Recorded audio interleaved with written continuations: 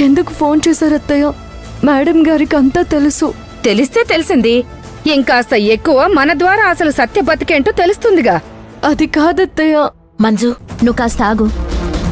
మీ అత్తయ్య చెప్పబోయేది కూడా ఇంపార్టెంటే.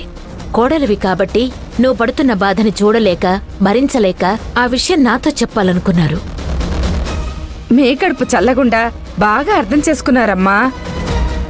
వీళ్ళని కలపాలని చూస్తున్నది మీరే కాబట్టి మీతోనే మాట్లాడాలనుకుంటున్నాను. త్రిపుర గారు, సత్య స్టోరీ మొత్తం నాకు తెలుసు. అయితే మంజు కోఆపరేషన్ లేకుండా మనమేం చేయలేం. ఏ మంజు, మేడంకి కోఆపరేట్ చేయవా? ఇప్పుడు నేను ఏమీ ఆలోచించే స్థితిలో లేనత్తయ్య. ఇలాంటి విషయాల్ని ఆలస్యం చెయ్యొద్దు. నలుగురు పెద్ద మనుషుల్ని తీసుకొచ్చుకోవాలి, మాట్లాడుకోవాలి, పరిష్కరించుకోవాలి. అంతేగాని ఈ సత్యనే గబ్బిలంలా పట్టుకోవాల్సిన అవసరం లేదు.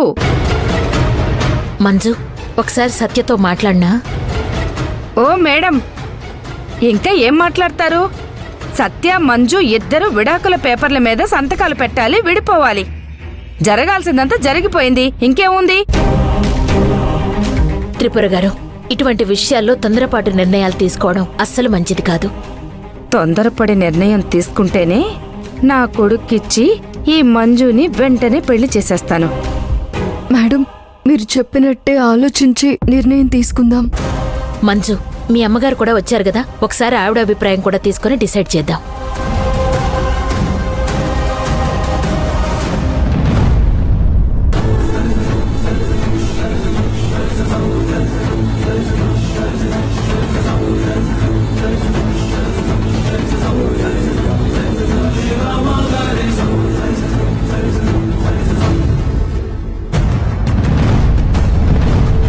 సిరి,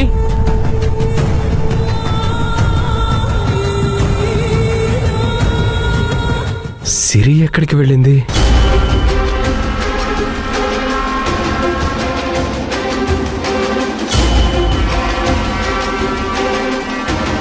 సిరి,